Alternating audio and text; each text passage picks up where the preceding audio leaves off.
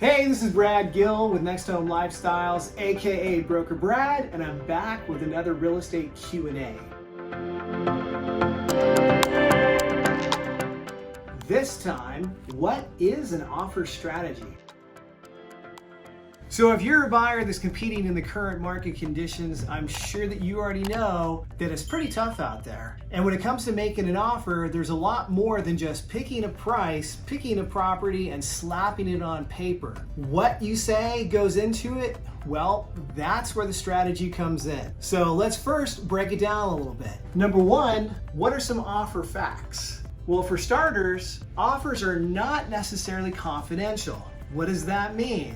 Well, when a seller receives an offer, they can share bits and pieces of that offer with other agents and other buyers in order to get a higher price. So if you put an offer together and you think that no one else is going to know what price it is, you may not be right. The seller may use that against you in order to fish out a higher price. Second, responses can include acceptance, counters, or rejections. So when a seller receives your offer, if all goes well and you wrote it the right way, then hopefully they'll accept it. If they don't like any of the terms, they can just simply reject it or even ignore receiving it. And number three, they can send you a counter offer if they want to make some adjustments, change prices, change length of escrow, or whatever else inside that offer that may be more preferable to the seller. Thirdly, sellers do not have to provide you with a counter offer. So this one is contrary to a lot of buyers' beliefs. When you submit an offer, a seller does not have to give you any response, and they do not have to give everybody a counteroffer.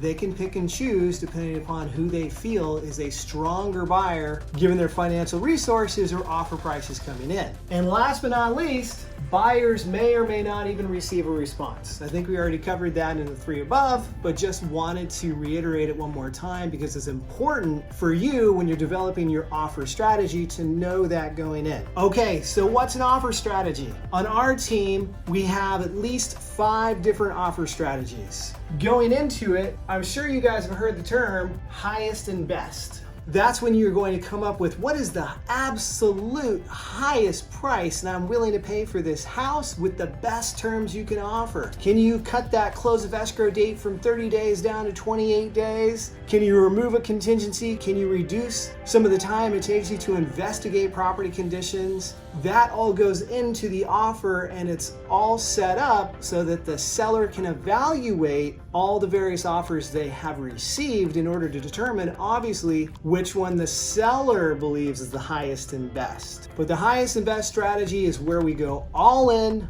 all your chips on the table, you're going after it. This is the one shot, and if you don't get it on this one shot, it's probably not going to happen. So you might as well go all out in everything you can do to get that property and to give the best terms possible. Strategy number 2, hope for a counteroffer. So a lot of times when we're talking about what a buyer's highest and best offer is, we actually start at hope for a counteroffer. A lot of times when you're first looking into a property and writing an offer, you're not necessarily going to max out your budget on it. No one wants to, right? When you're buying something, you want to feel like you're getting a bit of a deal or a discount. You definitely don't want to feel like you're overpaying to get into the property. So strategy number 2, hope for a counteroffer, is just that. Then hopefully you're going to get the deal or get picked by the seller as the best offer on the table. But again, a lot of times in the competitive market that we have today, sellers run the show. So if your offer terms aren't quite preferable enough, there's no guarantee the seller is going to give you a second chance or a counteroffer,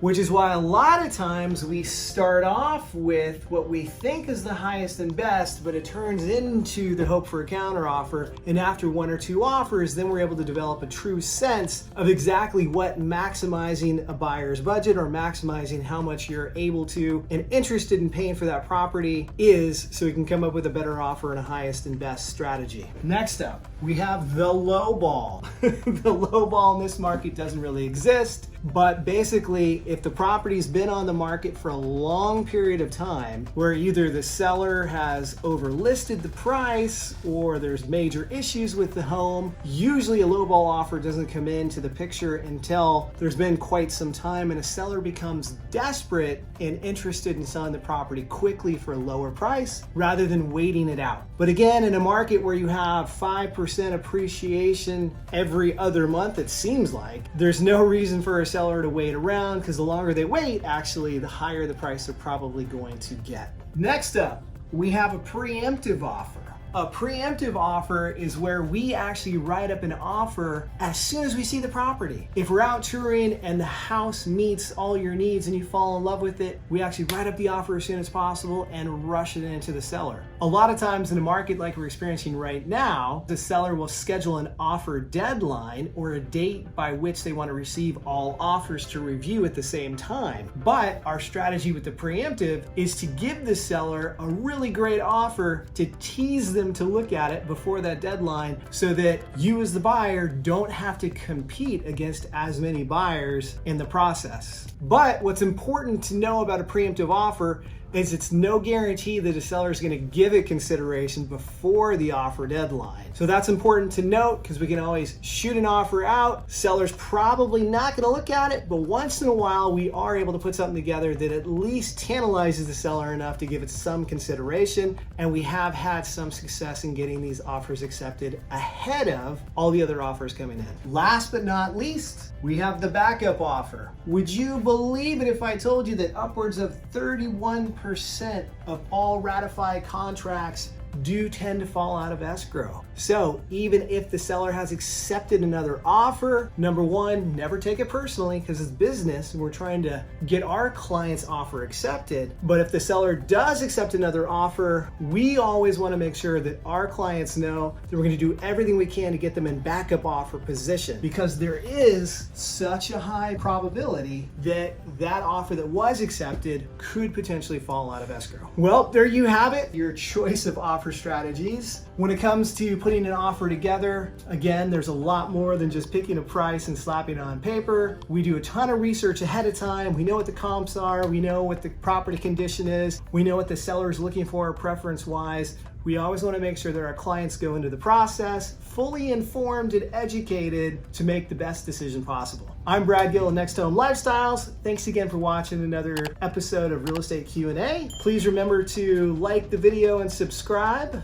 and I'll see you next time.